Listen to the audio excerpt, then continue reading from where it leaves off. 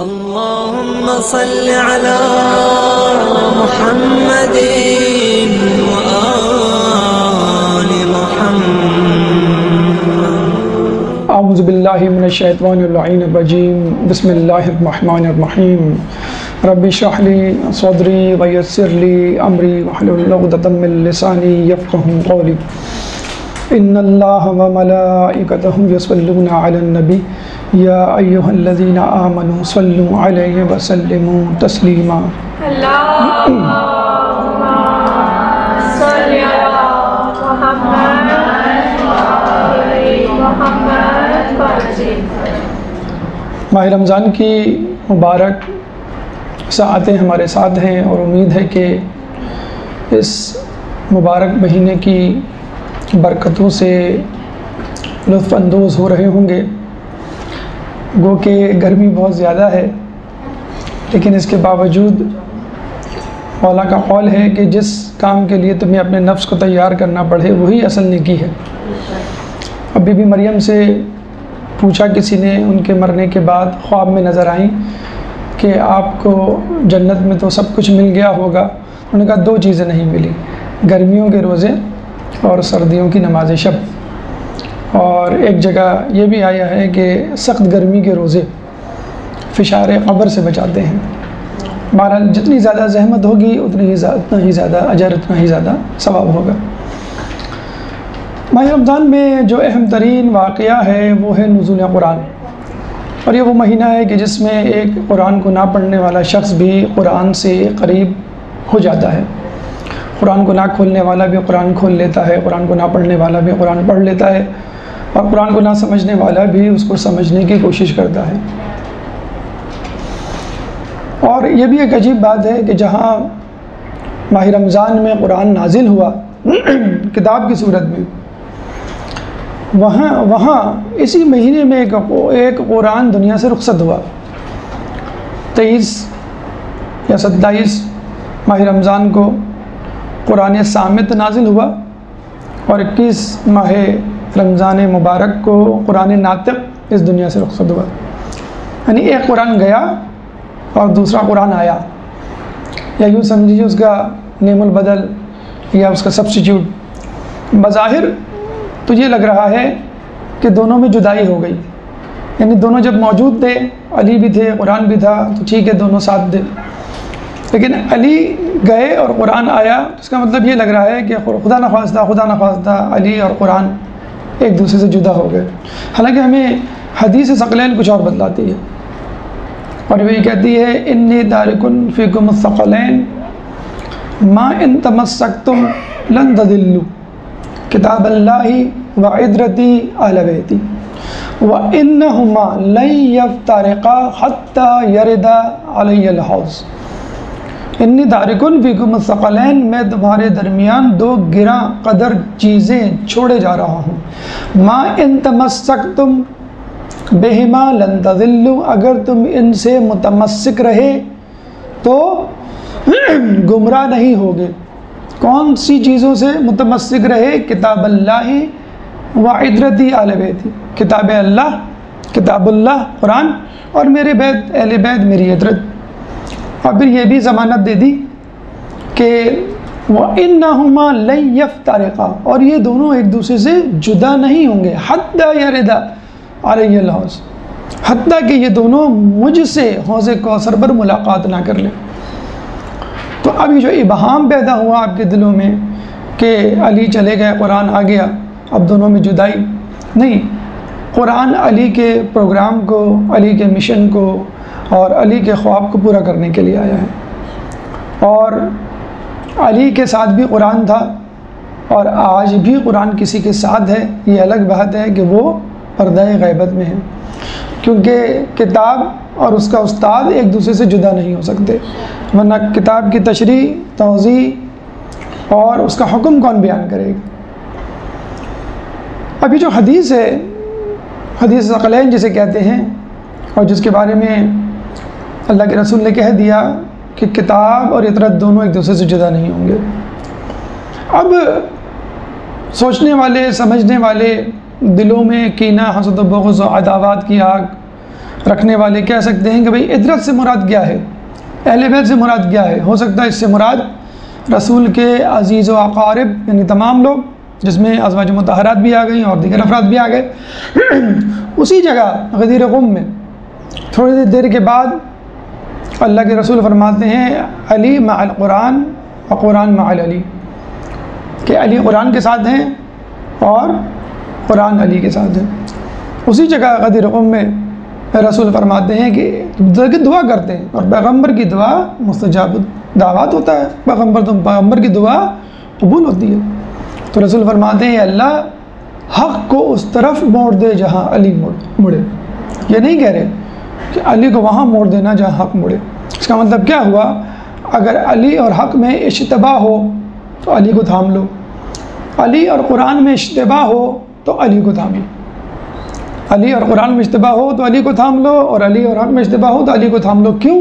بعض اوقات حق کو مشتبہ بنا دیا جاتا ہے، لیکن علی تو مشتبہ نہیں ہوں گے۔ ہم یہ سوچیں گے، ہم یہ دیکھیں گے، ہم یہ سوال کریں گے بھئی علی نے کیا کیا، علی کہاں تھے، علی کیا کہہ رہے تھے، علی کا نظریہ کیا تھا، بس ہم اس کو تھام لیں گے، بس حق وہیں پر ہوگا۔ قرآن یہ کہہ رہا ہے، اچھا علی کیا کہہ رہے تھے، علی یہ کہہ رہے تھے، علی سچ کہہ رہے تھے۔ کیوں؟ کہ تم جو قرآن کی تعویل کر رہے ہو وہ غلط کر رہے ہو، الفاظ ٹھیک ہیں لیکن مراد غلط ہے، کلمۃ الحق و مراد الباطل، یہی تو جملہ کہا کرتے تھے مولا علی جب خوارج کھڑے ہو کے کوفے کی مساجد میں مولا کے کلام کو قطع کرتے اور کہتے لا حکم الا اللہ، کوئی حکم نہیں چلے گا سوائے اللہ کے حکم کے۔ تو مولا کہا کرتے تھے کلمۃ الحق، یہ حق کا کلمہ صحیح بات کہہ رہا ہے، لیکن مراد الباطل، اس کی مراد باطل ہے۔ تو آج بھی قرآن موجود ہے لیکن اس سے غلط تعبیریں کرنا، یضل بہ کثیرا و یہدی بہ کثیرا، یہی قرآن کئی کو ہدایت دیتا ہے اور کئی کو گمراہ کرتا ہے۔ وَيُضِلُّ إِلَّا الْفَاسِقِينَ، اور گمراہ کون ہوتا ہے سوائے فاسقین کے، اور کوئی گمراہ نہیں ہوتا۔ تو قرآن علی کے ساتھ ہے، علی قرآن کے ساتھ ہے، اور حق کو ادھر موڑ دینا جہاں علی ہو۔ یہ بات یہ بتلا رہی ہے کہ قرآن اور اطرت کبھی جدا نہیں ہوں گے۔ اگر بظاہر ہمارا امام اور اطرت قرآن کے ساتھ نہ کھڑے ہوں ہمارے سامنے، لیکن کسی نہ کسی طرح وہ قرآن کی تعویل میں، تفسیر میں، تشریح میں، توضیح میں موجود ہوں گے۔ قرآن کو عمل کرنے کے حوالے سے مثال ڈھونڈنے کے لیے اہل بیت ہی کی سیرت کو کھنگالا جائے گا، وہی ملیں گے قرآن کی تعویلات اور قرآن کی مصداق، قرآن کی آیات کی مصداق۔ اب اس کے لیے ہم آپ کو 3 دلیلیں دے سکتے ہیں فی الحال کہ کیوں رسول اللہ نے کہا کہ یہ دونوں جدا نہیں ہوں گے، کیوں رسول نے یہ کہا کہ علی مع القرآن، قرآن مع الحق، اور علی مع القرآن، قرآن مع علی، کہ کیوں کہا اللہ کے رسول نے کہ علی قرآن کے ساتھ اور قرآن علی کے ساتھ ہے۔ اس کے 3 دلائل ہم آپ کے سامنے پیش کرتے ہیں۔ نمبر 1، یعنی ہم یہ ثابت کرنے جا رہے ہیں کہ علی اور اہل بیت اہل قرآن ہیں، علی اور اہل بیت اہلیت رکھتے ہیں قرآن کی تفسیر کی، قرآن کی نگہبانی کی، قرآن کی محافظت کی۔ علی اور اہل بیت اس کی اہلیت رکھتے ہیں۔ کیا دلیل ہے، کیا دلائل ہیں آپ کے پاس کہ اہل بیت اس کا حق رکھتے ہیں، استحقاق رکھتے ہیں قرآن کی توجیہ اور تفسیر، حقانیت اور اس کی تشریح کی؟ نمبر 1، رسول کی سفارش، رسول کی سفارش تھی کہ علی اور قرآن ساتھ ساتھ ہوں۔ نمبر 2، علی کا علم، علی کا علم اس قابل تھا کہ قرآن علم والے کو یعنی علی کو حوالے کیا جائے۔ نمبر 3، علی نے عملی طور پہ اس کو ثابت کر دکھایا کہ میں قرآن کو لکھ سکتا ہوں، میں قرآن کو محفوظ کر سکتا ہوں، میں قرآن کو بیان کر سکتا ہوں۔ تینوں کی تفصیل اختصار کے ساتھ پہلے ہم نے یہ کہا، پہلی دلیل ہم نے یہ دی کہ قرآن اور اطرت ساتھ ساتھ رہیں گے۔ پہلی دلیل ہم نے کیا دی؟ رسول کی سفارش، رسول نے سفارش کی تھی۔ رسول جس کی سفارش کر دیں رسول کی سفارش قبول ہوتی۔ اب یاد کیجئے مولا کائنات جب کعبے میں پیدا ہوتے، فاطمہ بنت اسد مولا علی کو اپنی گود میں کعبے سے باہر لاتی ہیں، رسول اللہ استقبال کرتے ہیں، فاطمہ بنت اسد علی کو رسول کے حوالے کرتے ہیں۔ اور علی جو اب تک 3 دن تک آنکھیں بند کیے ہوئے تھے آنکھیں کھول دیتے ہیں اور ان کی نگاہ پیغمبر اقدس کے چہرے مبارک پر پڑتی ہے. تو رسول اللہ کہتے ہیں علی تو نے اپنی نگاہ کے لیے مجھ کو منتخب کیا، میں نے اپنے علم کے لیے تجھ کو منتخب کر لیا. اب قیامت تک رسول کا تمام علم علی کی طرف منسوب ہو گیا. رسول کی تمام علمی میراث، رسول کی دنیاوی اور مادی میراث کو نہ ماننے والوں، اس علمی میراث کو تو تسلیم کر لو کہ علی کی تمام علمی میراث رسول کی تمام علمی میراث علی کے حوالے، کہ میں نے اپنے علم کے لیے تمہیں منتخب کر لیا. رسول کا علم کیا علم تھا؟ اکتسابی علم تھا؟ جی نہیں، وحبی علم تھا، علم لدنی تھا، الہی علم تھا، اور وہ قرآن کا علم تھا. باقی تمام خطبات، توضیحات، تشریحات ہیں اسی کلام الہی کی. رسول کی تمام احادیث کسی نہ کسی قرآن کی آیت کی تشریح تو ہے. تو رسول کا اصل علم کیا تھا؟ یہی قرآن، جس کے لیے رسول کہہ رہے ہیں کہ میں نے اپنے علم کے لیے تم کو منتخب کر لیا. یعنی ریکمنڈ کر رہے ہیں کہ میں کسی کو نہیں پاتا سوائے تمہارے کہ جو میرے علم کا متحمل ہو سکے. گویا غدیر رقم کے لیے پہلے ہی سے ایک اندیا پیش کر رہے ہیں کہ اللہ میں اس کو اپنے علم کے لیے منتخب کرنا چاہتا ہوں. اب آپ کہیں گے سر یہ اہلیت تو نہ ہوئی. اہلیت تو اسے کہتے ہیں کہ آدمی خود ثابت کر کے دکھائے کہ میں اس قابل ہوں. یہ تو سفارش ہوئی، یہ تو پرچی ہوئی، اقربا پروری ہوئی، نیپوٹزم ہوا، اور یہ تو مناسب نہیں ہے اسلام میں. یہ عدل کے خلاف ہے کہ آپ اپنے عامزاد کو آگے بڑھا دیں کہ بھئی تم میرے علم کے وارث ہو. یہ تو اقربا پروری ہوئی، اپنے ہونے والے داماد کو یا اپنے عامزاد کو یا قریش یا ہاشمی قبیلے کے ایک فرد کو کہہ دیا کہ تم جو ہے میرے علم کے وارث ہو. اہلیت تو وہ ہوتی ہے کہ آدمی خود سے اس بات کو ثابت کر دکھائے اور اپنے آپ کو اہل ثابت کر کے دکھائے. میں آپ کو ایک مثال دیتا ہوں. آپ کو ایک بچے کو داخل کروانا ہے کلاس 6 میں. اسکول والے کس کلاس کا امتحان لیں گے؟ 5 کا، یعنی کلاس 6 سے پہلے جتنی بھی کلاس ہے اس کا امتحان لیں گے. کلاس 10 گریڈ 10 کا جسے کہتے ہیں کہ مقابلے کا امتحان آپ کو دلوانا ہے، گریڈ 10 میں ایڈمیشن کروانا ہے، تو کہاں تک کا ایگزام لیں گے؟ 9 تک، 10 سے پہلے. جب رسول اللہ نے یہ کہا کہ میں نے اپنے علم کے لیے تم کو منتخب کر لیا تو علی با اعجاز خداوندی گویا ہوئے پیغمبر کچھ سناؤں؟ تو پیغمبر نے کہا کہ ہاں سناؤ. علی نے مصحف آدم سنایا، پھر مصحف نوح سنایا، پھر مصحف ابراہیم سنایا، پھر توریت، زبور، انجیل سنائی کہ میں پرانے امتحان پاس کر کے آیا ہوں، اب اگلا امتحان کس کا ہے؟ اگلا امتحان قرآن کا ہے. اور تبرکاً قرآن کی ایک آیت بھی سنا دی بتلانے کے لیے کہ میں تھوڑی بہت تو شدھ بت جانتا ہوں. قد افلح المؤمنون، سورہ مومنون کی پہلی آیت پڑھی مولا علی نے. رسول اللہ نے برجستہ کہا کیوں نہیں، مومنین ہی فلاح پانے والے ہیں. کیوں؟ کہ تم مومنین کے ولی ہو.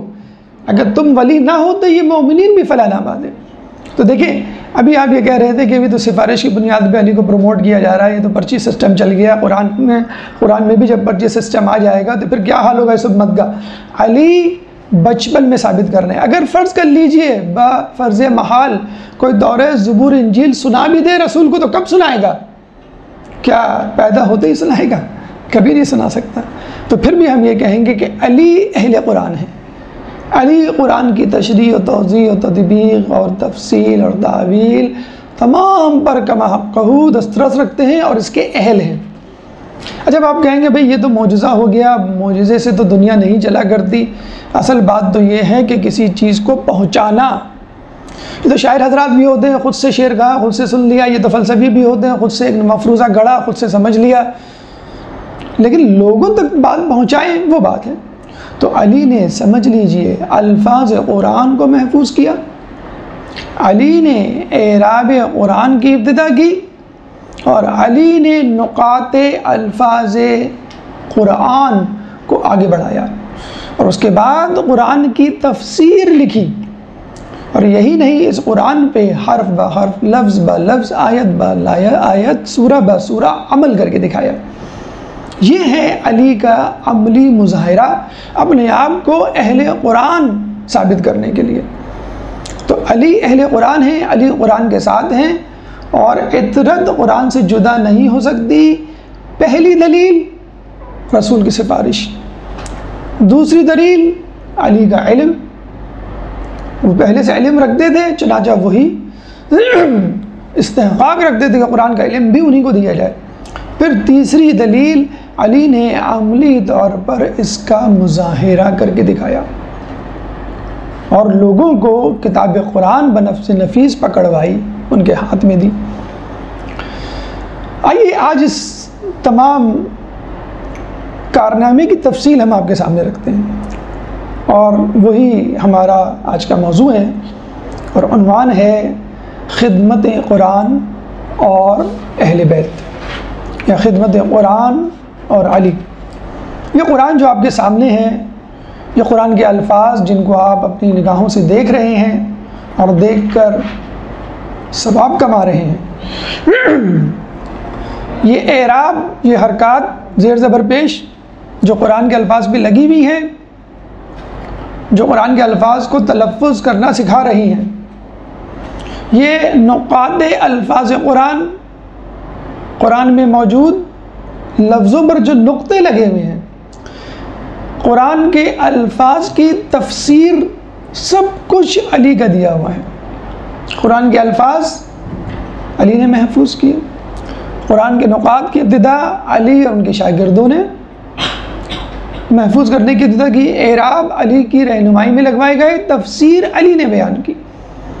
تو ہماری گفتگو نمبر 1 الفاظ قرآنی، نمبر 2 اعجام قرآنی، اعجام یعنی نقاط، نقاط قرآنی، اور پھر ہماری گفتگو تفسیر قرآنی۔ یہ 3 اہم مرحلے آئیں گے جن سے کتاب قرآن بنی ہے، جو ہمارے ہاتھوں میں ہے۔ فی الحال ماہ رمضان میں تو ہے، ماہ رمضان کے بعد دیکھیں کیا ہوتا ہے۔ آج کل تو واٹس ایپ اور یہ انٹرنیٹ اور موبائل کا زمانہ ہے، امی کو پتہ بھی نہیں ہوتا کہ ہم قرآن پڑھ رہے ہیں کہ کیا دیکھ رہے ہیں۔ بہرحال تو آئیے الفاظ قرآن کی طرف، کہ علی نے الفاظ قرآن کو کس طرح محفوظ کیا اور اس کی کیا دلائل ہمارے پاس موجود ہیں۔ درود پڑھ دیں محمد والے محمد پہ۔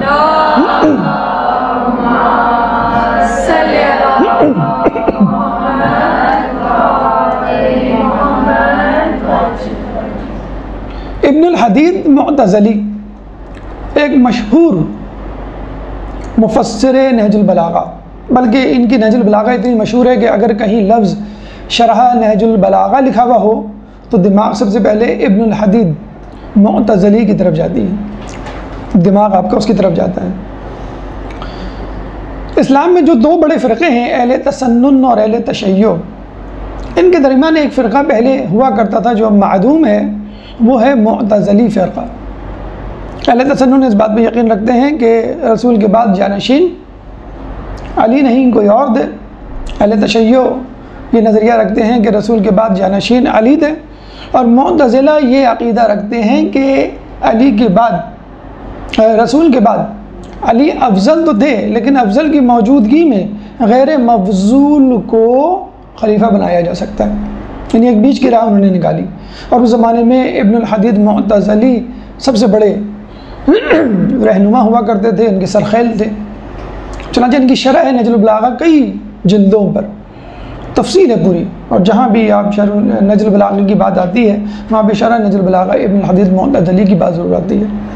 تو ابن الحدید معتزلی نے یہ کہا کہ سب سے پہلے قرآن کو علی نے لکھا اور اس کو حفظ کیا، یعنی قرآن کو لکھنے والوں میں اور قرآن کو حفظ کرنے والوں میں علی سب سے پہلے پیش تھے۔ اس کے بعد خطیب خوارزمی اہل تسنن کے بہت بڑے تاریخ دان، وہ اپنی کتاب مناقب علی میں لکھتے ہیں کہ علی کے ہاتھ کا لکھا ہوا قرآن اسلام کی سب سے بڑی، سب سے پہلی تالیف ہے، یعنی اسلام میں لکھی جانے والی پہلی کتاب علی کی لکھی ہوئی کتاب، یعنی علی کا قرآن، یا علی نے جو اپنے ہاتھوں سے قرآن لکھا تھا، کاتب وحی۔ پھر اس کے بعد علی خود اپنی گواہی دیتے ہوئے فرماتے ہیں کہ قرآن میں کوئی ایسی آیات نہیں مگر یہ کہ رسول اللہ نے اس کو مجھ سے خود نہ لکھوایا ہو اور اس کی تفسیر نہ بیان کی ہو۔ میں نے اس آیت کو خود اپنے ہاتھوں سے لکھا اور رسول نے اس آیت کی تفسیر و تعویل و ناسخ و منسوخ بیان کی، یعنی تمام تفصیل رسول اللہ نے مجھے بتلائی بھی اور میں نے اس آیت کو اپنے ہاتھوں سے لکھا۔ اب یہ تینوں گواہیاں بتلا رہی ہیں، معتزلی کی گواہی، خوارزمی کی گواہی اور خود علی کی گواہی، کہ سب سے پہلے قرآن علی نے لکھا، سب سے پہلے قرآن علی نے حفظ کیا اور سب سے پہلے قرآن کی تفہیم علی کو بتلائی گئی۔ اس کا مطلب کیا ہوا؟ قرآن لفظوں کے لیے علی کے معیار کا محتاج اور قرآن تفسیر و تشریح کے لیے علی کی دی ہوئی تفصیل کا محتاج، کیونکہ علی نے سب سے پہلے اس تفصیل کو، اس تشریح کو سیکھا اور علی نے سب سے پہلے اس قرآن کو لکھا۔ بہرحال نتیجہ یہ ہوا کہ اگر کسی کو الفاظ قرآن یا معانی قرآن کے بارے میں کوئی تشکیک، اشتباہ ہے، کوئی اشکال ہے، تو وہ اس کے معیار پہ جائے، اور معیار وہی ہوا کرتا ہے جو سب سے پہلے منظر عام پہ آیا کرتا ہے، باقی سب اس کی نقول ہوا کرتی ہیں، باقی سب قرآنی نسخے علی کے اصل نسخے کے نقول تھی، باقی تمام تفاسیر علی ہی کی تفسیر سے نکلے ہوئے نکات تھے۔ تو یہ وہ گواہیاں تھیں اور یہ وہ الفاظ قرآنی تھے کہ جس کے بارے میں کہا جاتا ہے کہ جس کو جمع کرنے والے، ہم ایک لفظ استعمال کرتے ہیں قرآن کی جمع آوری۔ بہت ساری آپ روایتیں اور بہت ساری کہانیاں سنیں گے کہ فلاں خلیفہ نے، فلاں حاکم نے، فلاں شخص نے جو ہے یہ کام انجام دیا، حجاج بن یوسف کے سپرد کر دیا جاتا ہے کہ بھئی اس نے یہ کام کیا، اللہ اس کو بخش دے گا کہ اس نے اعراب لگوائے۔ جی نہیں، علی نے سب سے پہلے کتاب کو قلم بند کیا، اور اگر کسی نے کیا تو وہ علی کی بات کیا۔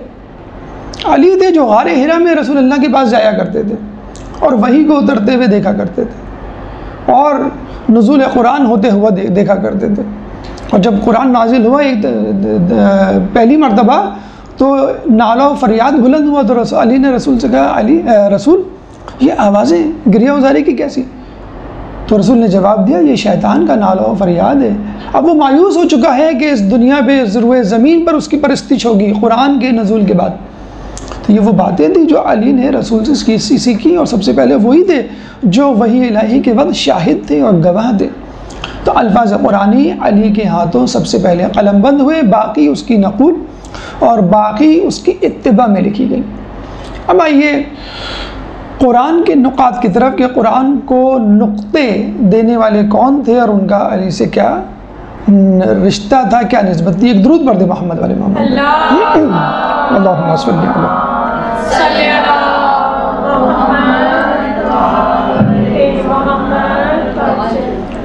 دیکھیے قرآن میں نقطے لگانے کو اعجام گزاری کہا جاتا ہے، عجم سے نکلا ہے۔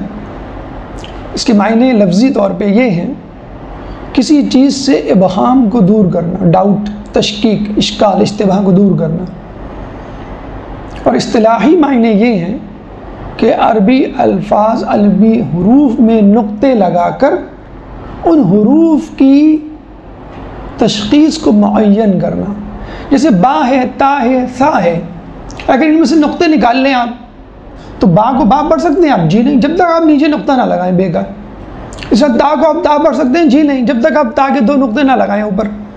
اس طرح سا کو سا پڑھ سکتے ہیں جب تک آپ اوپر 3 نقطے نہ لگائیں۔ با تا سا ایک ہی ہے، اگر ان میں نقطے لگا دیے تو مشخص ہو جائے گا، معین ہو جائے گا۔ تو اعجام گزاری کیا ہے؟ عربی حروف الفاظ میں نقطے لگا کر ان کو متعین اور مشخص کرنا تاکہ ابہام کو دور کیا جا سکے۔ اور عجم کا لغوی معنی ہی یہی ہے کہ ابہام کو دور کرنا۔ اب یہ اعجام گزاری کس نے کی؟ یحییٰ بن یعمر اور نصر بن عاصم، یہ 2 افراد، یہ 2 شاگرد تھے کس کے؟ ابو اسد دوئلی کے۔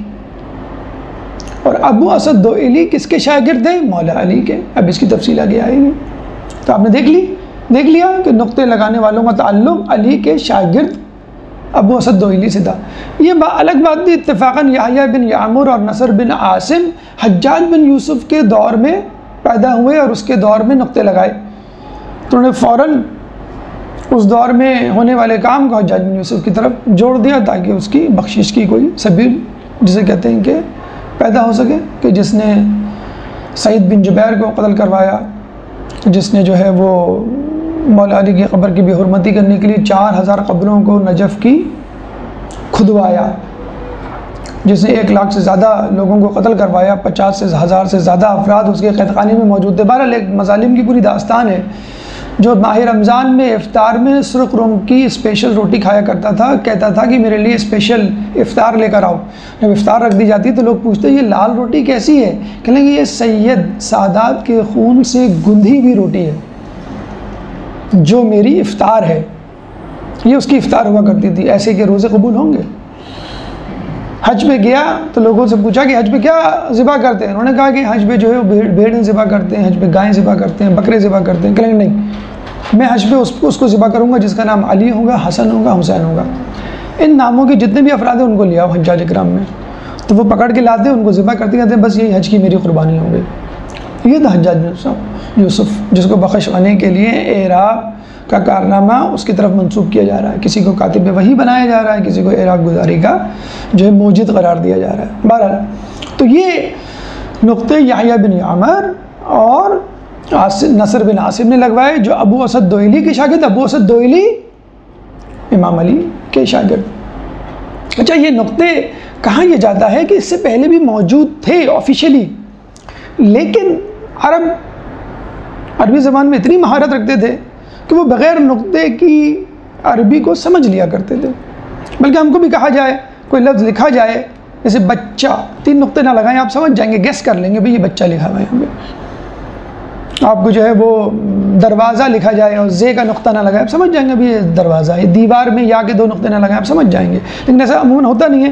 ہاں، اعراب ہم بھی نہیں لگاتے، قرآن میں اعراب لگے ہوئے، اصلاً تو اردو میں بھی اعراب ہونے چاہیے، لیکن ہم نہیں لگا دیں گے، ہم سمجھ جاتے ہیں کہ یہ بچہ لکھا ہوا ہے، بچہ نہیں لکھا ہوا ہم سمجھ جاتے ہیں۔ تو اس زمانے میں نہ اعراب لگے ہوتے تھے نہ نقاط لگے ہوتے تھے، اور ہم جو ہے وہ خود سمجھ جاتے تھے کہ بھئی یہ کیا ہوگا لفظ۔ تو جب باہر کے لوگ اندر آئے، یعنی انہوں نے اسلام قبول کیا، تو ان کو عربی پڑھنے میں مشکل ہوئی، بھی تفصیل اس کی آگے اعراب گزاری میں۔ تو اس لیے انہوں نے کہا کہ بھی ہمیں اعراب نقطے لگانے چاہیے، تو نقطے آفیشلی موجود تھے، لگائے نہیں جاتے تھے، اور اس طرح قرآن کو بھی لکھ دیا گیا۔ پھر جب غیر عرب لوگوں نے اسلام قبول کیا تو وہ عربی سے واقف نہ تھے، کچھ کا کچھ پڑھ لیتے تھے اس کو، تو پھر انہوں نے نقطے لگانے کی ابتدا کی۔ اب اہمیت کو سمجھ لیجئے، نقطے کی اہمیت کیا ہے۔ قرآن کے حوالے سے قرآن کی ایک آیت آپ اکثر پڑھتے ہوں گے، یتلو علیہم آیاتہ ویزکیہم ویعلمہم الکتاب والحکمہ۔ اب قرآن کی آیت کیا ہے؟ یتلو علیہم، یتلو میں یہ کا نقطہ نہ لگائیں آپ، یہ کہ دو نقطے وہ نہ لگائیں۔ کیا پڑھ سکتے ہیں آپ اس کو؟ یتلو بھی پڑھ سکتے ہیں، تتلو بھی پڑھ سکتے ہیں، نتلو بھی پڑھ سکتے ہیں۔ اگر ہم کہیں گے یتلو علیہم تو ترجمہ ہوگا کہ وہ ان پر تلاوت قرآن کرتا ہے۔ کون؟ رسول کے بارے میں، رسول کی طرف اشارہ ہے نا۔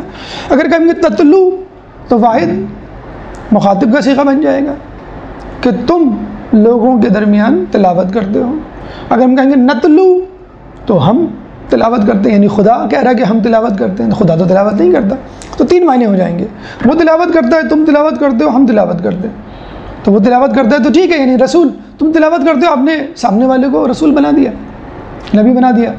یہاں پر تو امامت کے جھگڑے ہو رہے ہیں، ولایت کے جھگڑے ہو رہے ہیں، آپ نے نبی کا جھگڑا کھڑا کر دیا، اور پھر آپ نے یہ کہہ دیا کہ بھئی خدا خود کرتا ہے۔ نہیں، خدا تو وسیلے کا محتاج ہے۔ ہم کہتے ہیں کہ وسیلے کا محتاج نہیں ہونا چاہیے، خدا وسیلے کا محتاج ہے رسول کا، کہ رسول تم ہماری آیتیں پڑھ کے سناؤ۔ تو آپ نے دیکھا یتلو، تتلو، نتلو میں کتنا فرق ہو گیا۔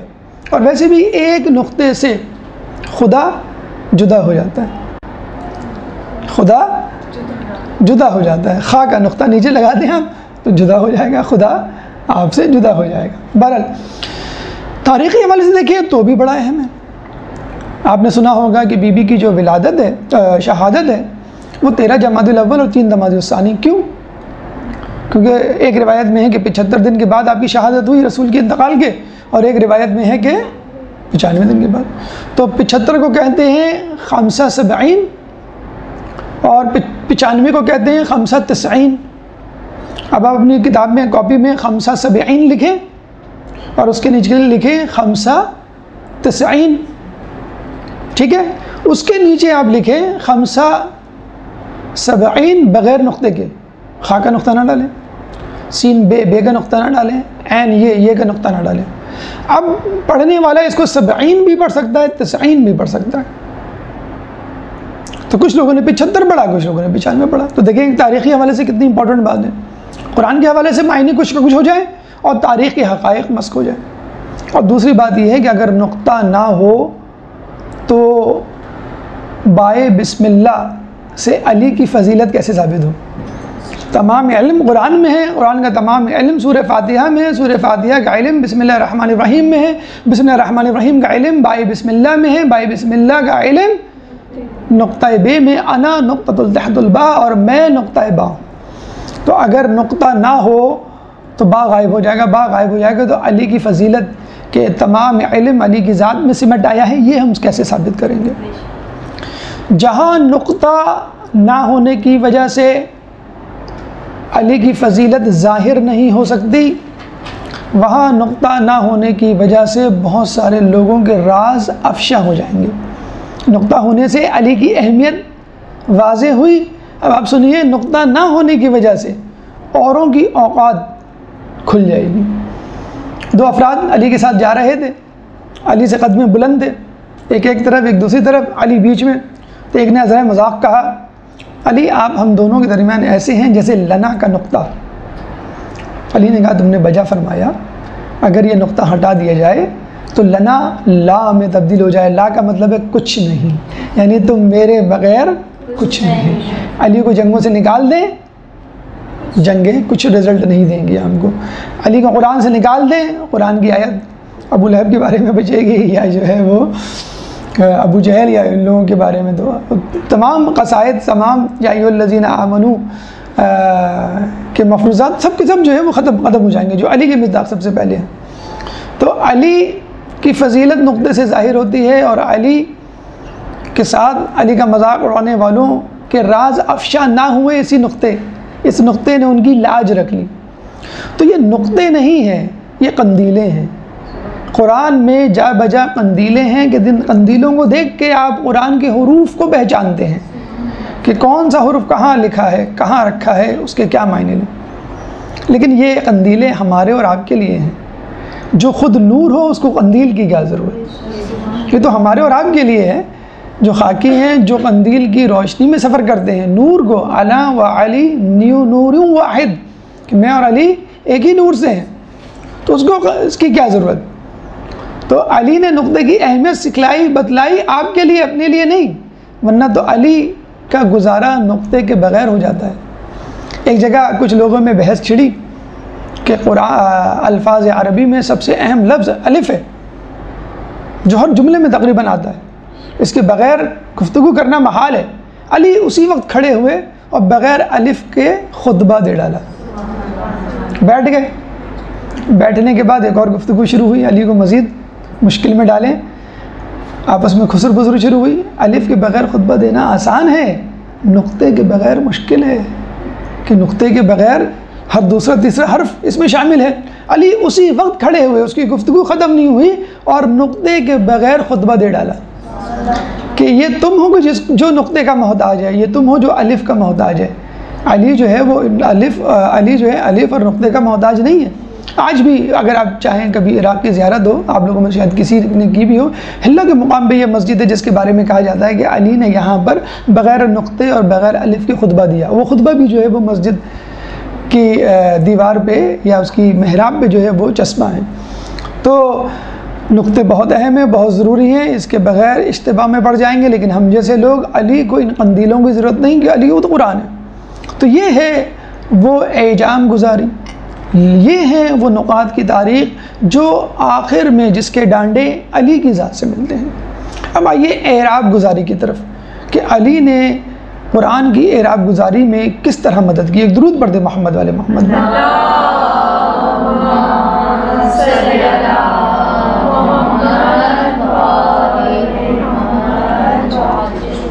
الفاظ قرآنی کو محفوظ کرنے والا علی، نقاط کو ایجاد کرنے والے علی کے شاگرد اب آئیے اعراب گزاری کی طرف. اعراب کیا ہے؟ معنی دیکھ لیتے ہیں پہلے. لغوی معنی عرب سے نکلا ہے. عرب کو عرب کیوں کہتے ہیں؟ عربی زبان ہم کہتے ہیں نا عربی زبان عرب. عرب کو عرب کیوں کہتے ہیں؟ عرب کا مطلب ہوتا ہے ظاہر کرنا. چونکہ عربی زبان اتنی دقیق، اتنی وسیع، اتنی بلیغ اور اتنی فصیح ہے کہ عربوں کی ہر سوچ عربی زبان میں ڈھل جاتی ہے. ہر چیز چاہے جدید ہو کہ قدیم ہو، انہوں نے تو دنوں کے ہر 24 گھنٹے ہوتے ہیں نا، ہر گھنٹے کا ایک نام رکھا ہوا ہے. ہم تو 1 بج رہے ہیں، 2 بج رہے ہیں، 3 بج رہے ہیں، اور پھر بھی پوچھا جاتا ہے رات کے یا صبح کے. تو وہاں تو ہر گھنٹے کا ایک نام ہے، اس نام سے اس گھنٹے کو پکارا جاتا ہے، اور آپ کو سمجھ میں آ جاتا ہے کہ میں فلاں جو ہے وہ بجے آؤں گا اتنے. تو عربی زبان عرب سے نکلی ہے. عرب کے معنی ہے ظاہر کرنا. عربی زبان میں اتنی وسعت ہے کہ انسان کی ہر سوچ اس میں سما سکتی ہے. آج بھی کئی الفاظ ایسے ہیں جن کے معنی جن کے متبادل لفظ آپ کو انگلش میں نہیں ملیں گے، اردو میں نہیں ملیں گے. مثلا نیت، انگلش میں آپ اس کا لفظ ڈھونڈ کے لے آئیں، سبسٹیٹیوٹ. ہمارے صدر کو بھی امریکہ جا کے جب تقریر کرنی پڑی تو ان کو کہنا پڑا the نیت of the people should be very good. نیت کا کوئی لفظ ہی نہیں ہے انگلش میں. انٹینشن ارادے کو کہتے ہیں. پرپس مقصد کو کہتے ہیں. نیت ہے. بہرحال بہت سارے لفظ ہیں، بلکہ ہم تو اس بات کو بھی ثابت کر سکتے ہیں کہ انگلش کے بہت سارے الفاظ عربی سے لیے گئے. صوفہ، یہ جو ہے صوفہ صوف سے نکلا ہے. صوف چبوترے کو کہتے ہیں. ابھی چبوترے میں ٹیک لگا دی گئی، آپ نے کہا یہ صوفہ بن گیا. اصحاب صفہ وہاں سے لیا گیا. کیو، CAVE کیو عربی کا انگلش کا لفظ ہے نا. کیو کا مطلب غار، یہ کہف سے نکلا ہے. کہف میں ہا کو ہٹا کے یا لگا دیا آپ نے. کیو جسے ویل، WELL ویل، کنواں، کنویں کو کہتے ہیں نا. ویل لکل ہمزۃ، اور فویل للمصلین الذین هم عن صلاتهم وائے ہو ان لوگوں پر. ویل کا مطلب ہوتا ہے کنواں. وہ کنواں جہنم کا جہاں خاص عذاب دیا جائے گا نماز میں سستی کاہلی کرنے والوں کو، ویل کہتے ہیں اس کو. تو یہ جو ہے یہ عربی کا ویل ہے. واو یہ لے ویل، جو انگلش میں جا کے WELL بن گیا ویل. اس کو آپ نے ویل کہہ دیا، اس کا مطلب ہے کنواں، اور عربی میں کہتے ہیں ویل. تو یہ ویل ہے، صوفہ ہے، اور کہو ہے. پنکچویشن، یہ جو ہے آپ کی پنکچویشن، کولون، سیمی کولون، اور stop, full stop, marks of exclamation, comma, inverted commas, apostrophe, یہ سب عربی سے لیے گئے. پروننسیشن، یہ جو پنکچویشن جسے کہتے ہیں، یہ تو باقاعدہ ڈکشنری میں جا کے آپ تلاش کریں تو وہ بتائیں گے آپ کو یہ پنکچویشن عربی سے آئیں. اور آج کل عربی میں پنکچویشن نہیں ملے گی آپ کو. جملہ وہاں سے شروع ہوتا ہے، کتاب کے آخر تک چلتا رہتا ہے. کہیں پہ آپ کو جو ہے کاما، فل اسٹاپ، ابھی جدید عربی کتابیں آئی ہیں تو انہوں نے کاما، فل اسٹاپ لگایا ہے. انہوں نے کہتے ہیں کیا ضرورت ہے کہ جملہ کہتے ہیں اس کو ہیں کہ جس کو پڑھ کر آپ کو بات سمجھ میں آ جائے اور سننے والے کا سکوت جو ہے وہ صحیح ہو. جب آپ کو بات سمجھ میں آ گئی ایک سطر پڑھ کے تو اس کا مطلب ہے وہی جملہ ہے. اگر 1.5 سطر پڑھ کے بات سمجھ میں آئی تو جملہ وہاں ختم ہوا ہے. تو بعض اوقات عربی میں تو پتہ نہیں لفا اور وا لگتا ہے تو پتہ چلتا ہے کہ جملہ جو ہے وہ یہاں سے شروع ہے. بہرحال اعراب عربی، عرب کا مطلب ہے ظاہر ہونا، اور ظاہر ہونے کا مطلب یوں ہے کہ عرب اپنی ہر سوچ کو، ہر بات کو، بلکہ وہ تو اتنے زیادہ ماشاءاللہ خود کفیل ہیں کہ ہر چیز کے معنی تو ہیں. بعض اوقات ایک چیز کے کئی الفاظ ہیں. ہر چیز کے الفاظ ہیں، ہر چیز کے جسے کہتے ہیں کہ لفظ موجود ہے، سبسٹیٹیوٹ موجود ہے. جیسے ہمارے یہاں بہت ساری چیزوں کی تو نام ہی نہیں موجود ہے. موبائل ہے، ہم اردو میں اس کو موبائل کہتے ہیں. ہمیں پتہ بھی ہو تب بھی کہیں گے ہمیں اپنی علمیت بھی تو جھاڑنی ہے. ہمیں جو ہے وہ اب یہ بھی تو بتانا ہے کہ ہمیں اردو نہیں آتا ہے. جب آپ نے یہ جملہ کہہ دیا تو اس کا مطلب کیا ہوا؟ بس اب آپ پریزیڈنٹ بننے جا رہے ہیں. اب جو ہے بس پاکستان کے پرائم منسٹر آپ ہی بنیں گے. اگر آپ نے اس طرح کا جملہ بول دیا اور بتلا دیا ہے کہ مجھے اردو نہیں آتی ہے، بس اب اس کا مطلب ہے کہ آپ پاکستان کے. تو یہ تو ہماری حیثیت ہے کہ جس شخص کو اردو نہیں آتی، جس شخص کو جو ہے علم نہیں ہے، اس کو جو ہے ہم پرائم منسٹر پریزیڈنٹ بناتے ہیں. بہرحال تو کیا نام کے عرب کا مطلب ہے ظاہر کرنا، اور ظاہر کرنے کا مطلب یہ ہے کہ عرب میں تمام الفاظ موجود ہیں، بلکہ ایک چیز کے کئی الفاظ ہیں. پانی، مویا، ماں، 100 الفاظ ہیں. سانپ، اونٹ کے 100 الفاظ ہیں. تلوار کے 100 الفاظ ہیں. ایک ہی چیز کے کئی الفاظ ہیں. ہر چیز کا لفظ ہے. اب جیسے موبائل ہے، اب آپ کہیں گے سر موبائل کو کیا کہتے ہوں گے؟ یہ تو نئی چیز ہے، اس کا نام انہوں نے رکھا ہے جوالا، جوالا کہتے ہیں اس کو۔ اچھا فارسی لوگ بھی بہت تیز ہیں، وہ بھی رکھ لیتے ہیں نام، میسیج، ہم تو میسیج کرتے ہیں نا، ابھی میسیج کرتے ہیں، ہم کہتے ہیں پیامک، انہوں نے بھی اپنا نام رکھ لیا۔ فارسی لوگ بھی بہت تیز ہیں ماشاءاللہ، وہ بھی فوراً ڈھونڈ کے لیے آتے ہیں کہ بھئی ہمارا ایک لفظ ہونا چاہیے، فارسی کا اوریجن ہونا چاہیے، اور ہم لوگ جو ہیں وہ جیسے کہتے ہیں کہ ٹیبل کو میز کہتے ہیں، تو لوگ کہتے ہیں بھی سمجھ میں نہیں آ رہا آپ کیا کہہ رہے ہیں، مہارا تو یہ عرب ہو گیا۔ اچھا اب اصطلاح میں عرب کو ہم کیا کہتے ہیں؟ عربی کو زیر زبر پیش، جس سے حروف اور الفاظ کا تلفظ آسان ہو جائے۔ زیر زبر پیش اعراب کا مطلب ہے زیر زبر، اصطلاحی معنی کیا ہے کہ زیر زبر پیش جس سے الفاظ کی ادائیگی آسان ہو جائے۔ میں اس کی مثال دوں، آپ نے انگلش میں پڑھے ہوں گے وویلز، اے ای آئی او یو، لیکن یہ اعراب نہیں ہے، یہ ان کے حروف ہی کا حصہ ہیں، یہ خود اے بی سی ڈی کا حصہ ہیں، اے ای آئی او یو، یہ پانچوں کے پانچوں وویلز حصہ ہیں الفابیٹس کا۔ عربی میں ایسا نہیں ہے، عربی میں اعراب الفاظ یا حروف کا حصہ نہیں ہے، وہ الگ سے ہیں، ان کی ادائیگی کا انداز الگ سے ہوتا ہے، بلکہ وہ مدد دیتے ہیں حروف کو پہچاننے میں۔ تو اعراب کا مطلب ہے، عرب کا مطلب ہے ظاہر کرنا، اور اعراب کا مطلب کیا ہوتا ہے کہ زیر زبر پیش جس سے حروف کی ادائیگی، تلفظ اور الفاظ کا تلفظ جو ہے وہ آسان ہو جائے۔ اب سوال پیدا یہ ہوتا ہے کہ عرب میں پہلے اعراب نہیں تھے، بعد میں لگے، تو اس کی وجہ کیا تھی؟ کہ عربوں میں جو عربی زبان تھی، ابھی بھی آپ دیکھ لیں بہت ساری عربی، بلکہ عربی اخبار، عربی کتابیں بغیر اعراب کی لکھی جاتی ہیں، صرف قرآن ہے یا احادیث کی چند کتابیں ہیں جن کے اعراب لگے ہوئے ہیں، ورنہ آپ عرب ممالک میں نکل جائیں، آپ کو جو ہے تمام کتابیں عربی کی جو ہیں بغیر اعراب کے ملیں گے، اس کو زیر زبر پیش لگانے کی ضرورت ہی نہیں ہے۔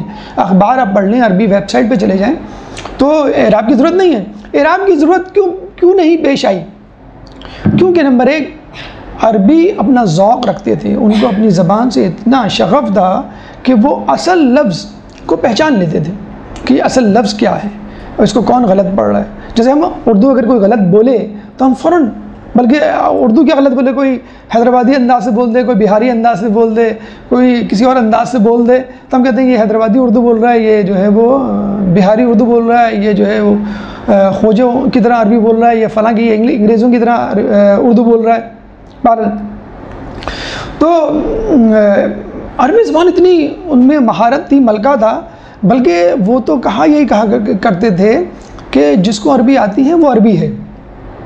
امریکہ یورپ میں کیا رول ہے؟ اگر آپ امریکہ میں پیدا ہوئے تو آپ امریکن ہیں، چاہے آپ کو انگلش آتی ہو نہیں آتی ہو، چاہے آپ مسلمان ہوں، عیسائی ہوں کہ نہ ہوں، مسلمان ہوں، چاہے آپ ان کے کلچر کو اڈاپٹ کریں نہ کریں، لیکن آپ وہاں بورن ہوئے ہیں، پیدا ہوئے ہیں۔ کچھ لوگ تو وہیں چلے جاتے ہیں کہ بھائی ڈیلیوری قریب ہے، میں چاہتی ہوں بچہ وہاں ہوں تاکہ کارڈ بن جائے، نیشنلٹی مل جائے، بچوں کو مل جاتی ہے بیٹا نیشنلٹی، تو وہاں پیدا ہونے سے، بورن ہونے سے نیشنلٹی مل جاتی ہے۔ عرب کیا کہتے ہیں کہ اگر کسی کو عربی نہیں آتی تو وہ عربی نہیں ہے، چاہے وہ عرب میں پیدا ہو، عرب میں مرے۔ اگر تمہیں عربی نہیں آتی تو تم کیسے عربی بولنے والے ہو؟ جیسے ہمارے یہاں تمہیں اگر انگلش نہیں آتی تو تم کیسے پڑھے لکھے ہو؟ اردو ہمیں الٹا حساب ہے، اگر کسی کو اردو نہیں آتی، اچھا آپ کو اردو نہیں آتی، ماشاءاللہ۔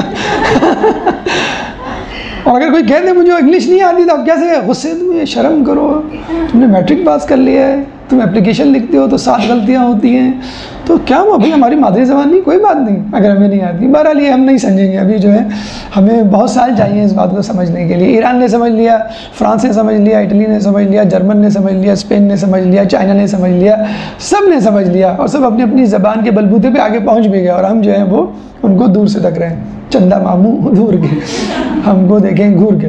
بہرحال تو اعراب، چلیں آگے، تو ذوق عربی موجود تھا۔ نمبر 2، ذوق عربی کے بعد دوسری بات یہ ہے کہ قلم و کرتاس کا زمانہ نہیں تھا، وہ ان تکلفات میں نہیں پڑھا کرتے تھے، وہ سنتے تھے اور ازبر کر لیا کرتے تھے، ان کو لکھنے کی ضرورت بھی نہیں پیش آتی تھی۔ حافظہ اتنا تیز تھا ان کا، اتنا تیز تھا، مشہور تھا کہ بھائی آپ اس کے سامنے جو ہے وہ یہ نظم پڑھیں اور پوری نظم اسی وقت سنا دے گا۔ ایک بادشاہ تھا، وہ کہتا تھا کہ کوئی بھی نئی نظم لکھ کر لاؤ تو میں تمہیں تمہاری مرضی کا سونا دوں گا۔ تو لوگ جاتے تھے تو وہ کہتا تھا کہ بھائی یہ تو میں نے سنی بھی ہے، تو کہتے تھے سنائی، وہ پوری سنا دیا کرتا تھا۔ تو کہہ لیں گے کہ یہ تو شاید آپ نے یاد کر لی، کہہ لیں گے تم میرے یہ غلام سے پوچھ لو، تو غلام بھی بہت تیز ہوتا تھا، بادشاہ کو ایک مرتبہ سننے سے یاد ہو جاتا تھا اور غلام کو 2 مرتبہ. غلام کو سن لو, غلام پھر سنا دیا کرتا تھا, کہنا دیکھو اس نے بھی تو سنی بھی ہے. پھر وہ کنیز کو پردے کے پیچھے سے بلاتا تھا, تم سناؤ. کنیز کو 3 مرتبہ سننے سے یاد ہوتا تھا اور کنیز جو ہے وہ سنا دیا کرتی تھی, کہنے دیکھو تم مجھ کو جھٹلا رہے ہو, اس کو جھٹلا رہے ہو, اس کو جھٹلا رہے ہو. یہ تماموں کو یاد ہے. اتنا تیز حافظہ ہوتا تھا. اور یقین کریں یہ بات نا ہم میں بھی پیدا ہونی چاہیے. ٹھیک ہے, لکھنا اپنی جگہ ہے, لکھنا چاہیے اور لکھنے میں کوئی بات نہیں ہے. حالانکہ پرنٹ آؤٹ موجود ہے, میں لایا ہوں اور پرانا پرنٹ آؤٹ بھی آپ کا آ گیا ہے. بہرحال تو وہ اگر آپ یہ عادت بنا لیں کہ مجلس میں بیٹھے ہوئے اور ازبر کر لیں, کلام آپ بتائیں, اگر یہ انشاءاللہ اللہ آپ کو توفیق دے, یہ توفیق اگر آپ کی پیدا ہو گئی تو بچپن سے لے کے اب تک ہزاروں مجلسیں سنی ہوں گی. خواتین تو محرم کے دنوں میں سنا 6 8 مجلسیں اٹینڈ کرتی ہیں. تو کہاں آپ کا علم پہنچ جائے, اور اکثر باتیں آپ سنتے کہتے ہیں تم نے سنی ہوئی ٹھیک سے یاد نہیں ہے. تو لکھیں آپ, لیکن ایک ملکہ یہ بھی پیدا کریں, چھوٹے چھوٹے کلپ صرف دیتا کریں, 5 منٹ کے جو 10 منٹ کے کلپ آتے ہیں اس کو سنیں اور کوشش کریں کہ اسی وقت یاد کر لیں. پھر آپ دیکھیں کیا لطف آئے گا آپ کو علم حاصل کرنے میں. بہرحال تو اتنا حافظہ تیز تھا کہ ان کو شجرہ نسب یاد ہوتے تھے. آپ اپنے دادا کا نام بتاتے ہیں تو بڑی بات ہے, پر دادا کی تو بہت دور کی بات. پھر پردادا. میں شجرہ نسب انسانوں کی نہیں, گھوڑوں کی بات کر رہا ہوں. ان کو گھوڑوں کے شجرہ نسب یاد ہوتے تھے. یہ گھوڑا اس کا بیٹا, وہ اس کا بیٹا, وہ اس کا بیٹا. جب گھوڑوں کا جن کو شجرہ نسب یاد ہو تو انسانوں کا شجرہ نسب. اچھا شطرنج تو چلے خیر ایک کنٹروورشل وہ ایشو ہو جائے گا. شطرنج کھیلنا بہت مشکل ہے. وہ ذہنوں میں شطرنج کھیلا کرتے تھے. سفر پہ جاتے تھے, ایک ہی سوٹ پہ بیٹھا ہے, ایک ہی سوٹ پہ بیٹھا ہے. جیسے بچے نہیں کلاس روم میں وہ جو آج کل ہتھیلی پہ یوں مار کے یوں کرتے ہیں کہ بھائی 2 پھر 4. آج کل ایک نیا گیم کھیل رہے ہیں کرکٹ کا, تو وہ 2 3 اور کیا ہوتا ہے وہ ہیڈ ٹیل, تو وہ ایک دوسرے مار کے اسی وقت کھیل لیتے ہیں. ہاں بھائی چلو بھائی کرکٹ سینچری ہو گئی یا جیت گئے. تو عرب جو ہے وہ شطرنج کھیلا کرتے تھے. اس طرح نہیں کھیلا کرتے تھے. ایک اونٹ پہ یہ سوار ہے اور دوسرے اونٹ پہ وہ سوار ہے, دونوں چل رہے ہیں. کہتے چلو بھائی میں نے ابتدا کی, میں نے اپنا پیادہ سیدھے ہاتھ پہ اگلے خانے میں ڈالا. دوسرا کہتا ٹھیک ہے میں نے اپنا پیادہ الٹے ہاتھ پہ فلاں خانے میں ڈالا. پھر کہتا تھا اچھا میں نے اپنا دوسرا پیادہ وہاں سے اٹھا کے وہاں رکھا. اب وہ پورے نقشے موجود ہیں آپ کے ذہن میں, پورے نقشے, مطلب موبائل کی اسکرین جو آ جاتی ہے, اگر آپ سے تھوڑی دیر کے میں آنکھ بند کر کے کہوں کہ بتائیں تو آپ تقریباً بتا دیں کہ 1 وہاں لکھا ہے, 2 وہاں لکھا ہے, 3 وہاں لکھا ہے. تو وہ یاد کر لیتے تھے کہ یہ اسکوائرز ہیں, یہ پیادہ ہے, یہ بادشاہ ہے, یہ وزیر ہے, یہ فلاں یہ فلاں. اور پورا گیم چلتا تھا. آپ بھی جو شطرنج کے مقابلے ہوتے ہیں وہ باقاعدہ آخری چال تک اس کو پورا ریٹن مٹیریل یاد ہوتا ہے کہ میں جب کھیلوں گا تو یہ آخری 6 7ویں چال جو ہے وہاں جا کے ختم ہوگی. بہرحال ہمارے یہاں جو ہے وہ کچھ مجتہدین کے نزدیک حرام ہے, اس کو طولانی نہیں کرنا چاہیے اس موضوع کو. بہرحال وہ شطرنج جو ہے وہ کھیلا کرتے تھے اونٹ پہ بیٹھے بیٹھے. اتنا حافظہ تیز تھا, اس لیے ان کو ضرورت نہیں پیش آتی تھی. نمبر 1. نمبر 2, نمبر 3, رسول موجود تو تھے. اگر قرآن میں زیر زبر پیش میں اعراب میں کہیں اشتباہ ہوتا تو رسول سے پوچھ لیا کرتے تھے.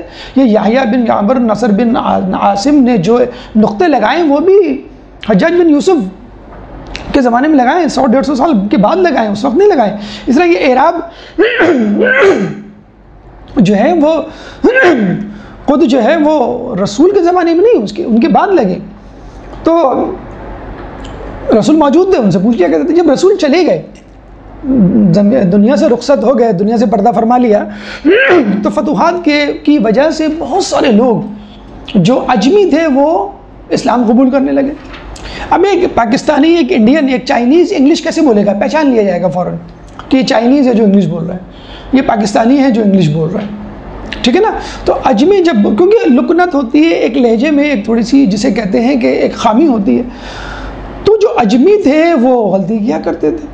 اچھا ایک اعرابی, جو اعرابی ہوتا ہے نا جس کو ہم کہتے ہیں دیہاتی, ان کی عربی بہت مضبوط ہوا کرتی تھی. میں ایک دفعہ علی کے زمانے میں آیا, ابو اسد دوئلی کے سامنے بات ہو رہی تھی. اس نے ایک شخص سے پوچھا جو اسلام لایا تھا کہ مجھے جو ہے قرآن پڑھ کے سناؤ. تو وہ اجمی تھا جس سے کہا کہ مجھے قرآن پڑھ کے سناؤ. تو اس نے سورہ توبہ کی آیت نمبر 3 ان اللہ بریء من المشرکین ورسولہ, سورہ توبہ آیت نمبر 3 ان اللہ بریء من المشرکین ورسولہ, ان اللہ بے شک اللہ, بریء من المشرکین بری ہے مشرکین سے, ورسولہ اور اس کا رسول بھی. ٹھیک ہے. اس نے کیا پڑھا؟ یہ ہے صحیح آیت کا ترجمہ. اس نے کیا پڑھا؟ ان اللہ بریء من المشرکین ورسولہ. جب اسے رسولہ لام پہ کسرہ پڑھا تو رسول مشرکین کے ساتھ نعوذ باللہ شامل ہو گئے. من حرف جارہ ہے، من حرف جارہ کے بعد کسرہ آتا ہے. مشرکین بھی اس لیے نہیں ہے کہ جمع الجمع ہے، تو مشرکین کے بعد رسول ہی من کے ساتھ شامل ہو گئے اور من کے ساتھ مشرکین بھی شامل ہے. تو اللہ ان اللہ بریء من المشرکین ورسولہ، اللہ بری ہے مشرکین سے اور رسول سے بھی. تو اس نے کہا کہ کیا اللہ رسول سے بری ہے؟ اگر اللہ رسول سے بری ہے تو میں بھی رسول سے بری ہوں. یہ کہہ کے وہ جانے لگا تو ابو اسد دوئلی نے اس کا ہاتھ پکڑا. نہیں، آیت ورسول ہی نہیں ہے، آیت ہے ورسولہ. دیکھیں یتلو نتلو تتلو میں تو اتنا بڑا مسئلہ نہیں ہے، لیکن ورسولہ کو ورسول ہی بنا دیا آپ نے تو کیا ہو گیا؟ اللہ مشرکین اور رسول سے بری ہے، یعنی اللہ کا کوئی تعلق نہیں رسول سے اور مشرکین سے. اور رسولہ میں اللہ اور اس کا رسول مشرکین سے بری ہے. کتنا بڑا فرق ہو گیا. ابو اسد دوئلی نے جب یہ سنا تو وہ سٹ پٹا کے رہ گئے، پریشان ہو گئے. مولا علی کے پاس گئے کہ ان کو یہ بتلایا. اچھا ایک روایت میں یہ ہے کہ مولا علی جو ہے وہ کسی سوچ میں غرق تھے. وہ پہنچے تو انہوں نے کہا مولا علی آپ کس سوچ میں غرق ہیں؟ تو انہوں نے کہا کہ عربوں میں غیر عرب شامل ہوتے جا رہے ہیں تو عربی زبان کے قواعد خطرے میں پڑ گئے. تو میں سوچ رہا تھا کہ ان کے قواعد مرتب کروں، چنانچہ یہ میں نے بنیادی قواعد مرتب کیے. تو انہوں نے پہلا سبق ابو اسد دوئلی کو پڑھایا کہ کلمے 3 ہیں: اسم، فعل، حرف. اسم وہ اپنے مسمى کو متعارف کروائے، یعنی زید ہے، بکر ہے، نام. اور فعل وہ جو اپنے مسمى کی حرکت یعنی کام کو ظاہر کرے. اور حرف وہ ہے جو ان دونوں کو نہ ظاہر کرے، بس ان دونوں کے ساتھ مل کر معنی پیدا کرے.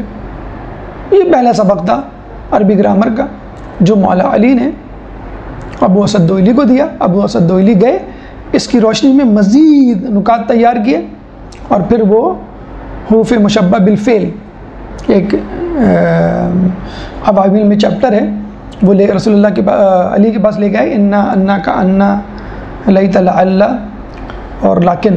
تو لیکن نہیں لکھا تھا انہوں نے کہا کہ میں سمجھا یہ حروف مشبہ بالفعل نہیں. رسول علی نے کہا کہ نہیں یہ بھی اس میں شامل ہے، اس کو لکھ لو. تو انہوں نے وہ کام شروع کر دیا مولا علی کی دی ہوئی گائیڈ لائن پر.